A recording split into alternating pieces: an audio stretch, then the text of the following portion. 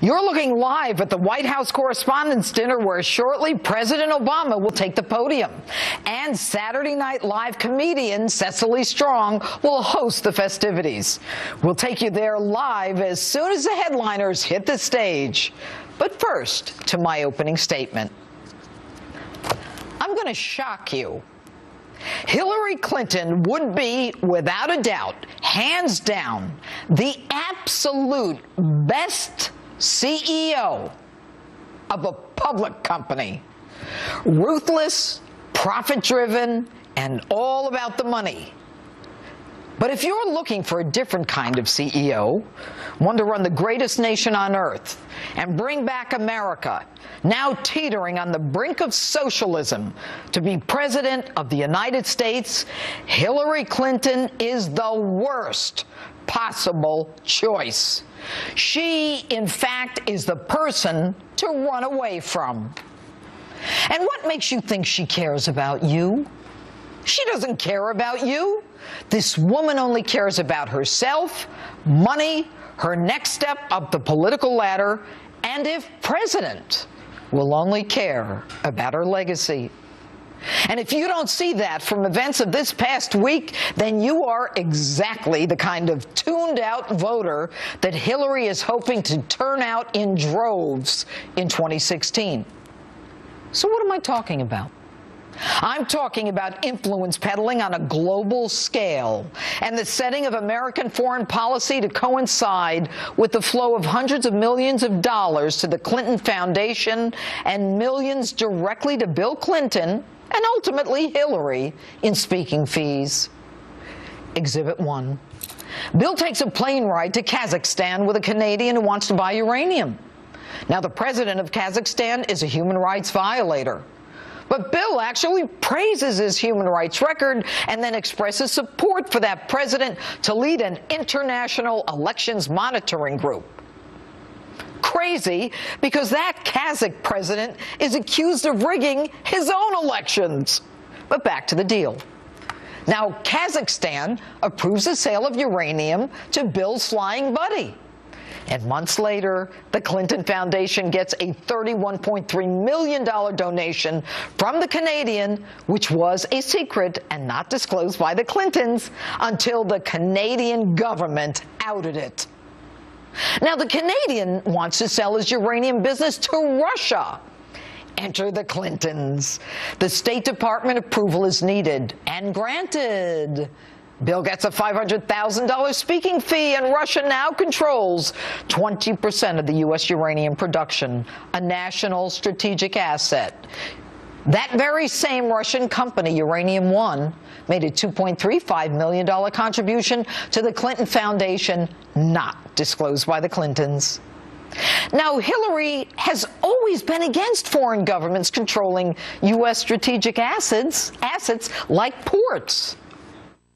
We believe that no foreign government should control our ports. But Hillary has a change of heart after huge amounts of cash, both reported and unreported, flow into the Clinton Foundation. Russia, the same country that sends uranium to Iran, which aspires to build its own nuclear weapon, now controls a great deal of American uranium. Exhibit 2. A guy named Pinchuk manufactures steel pipes in the Ukraine. He and Bill become fast friends. His company does business with Iran, violating U.S. trade sanctions. Hillary is Secretary of State, and her department is tasked with holding foreign companies responsible for violating sanctions. The Clinton Foundation receives millions of dollars from the Pinchuk Foundation with a pledge to give another $20 million more. And shocker, the State Department never sanctions Pinchuk for any violations. Exhibit 3, a tragic earthquake in Haiti. 316,000 people die. Hillary there within days, as is Bill. As people dig bodies out of buildings, Bill promoting a wireless phone system for Haiti. His good friend Dennis O'Brien, a man of virtually no digital experience, receives a grant to create that very system. And a man previously unknown to Haiti is now the biggest player in mobile phones in that country. Now, folks, there's no question that Bill Clinton's speaking fees tripled and quadrupled when Hillary was Secretary of State, while the contributors who stood to profit from Hillary's influence at the State Department employed Bill. Historically, prosecutors have looked for quid pro quos from politicians when they deliver to constituents or contributors. Politicians doing business for themselves and lining their own pockets is the essence of public corruption. Not only were contributions to the foundation and speaking fees to Bill made, but in many of these deals, both Hillary and Bill were in the subject foreign country at the same time, wheeling and dealing. She wielding American diplomacy, and he receiving speaking fees of $500,000 to $750,000, and their foundation the huge beneficiary of hundreds of millions of dollars, some reported and some not. You know, prosecutors have convicted politicians for things as simple as a free cab ride in exchange for favors. Anything from bribery, conspiracy, corruption, a violation of the Foreign Corrupt Practices Act. Whenever an American government official accepts gifts intended to curry favor, he crosses the line. Now, Bill and Hillary, if you'll remember, started with nothing. Bill is now the wealthiest ex-president in the United States. Might it be because Hillary greased the skids, after which Bill accepted massive gratuities? Many think we may never know, because she refuses to give up that private email server. And therefore, there's no smoking gun. But I have news for you, folks. A jury can infer guilt from benefits received and subsequent favorable treatment. And FBI Director Jim Comey, a former United States attorney, knows this. He knows what needs to be done. He simply needs to follow the money. Audits of Bill's tax returns, Hillary's tax returns, joint returns. And they're already refiling 5 years of tax returns for their foundation. Now, most people I know who refile tax returns get indicted and go to jail. How do you go from dead broke to filthy rich?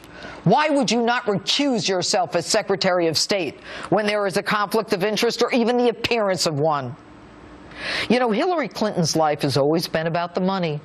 From Whitewater to cattle futures to leaving the White House with whatever china she could take.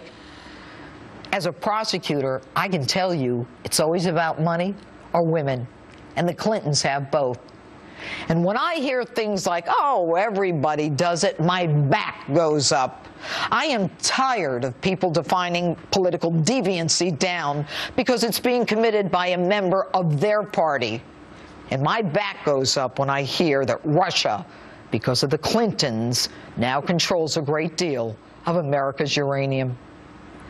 You know, there is a name for people who are willing to sell out their country for cash. And that's my open.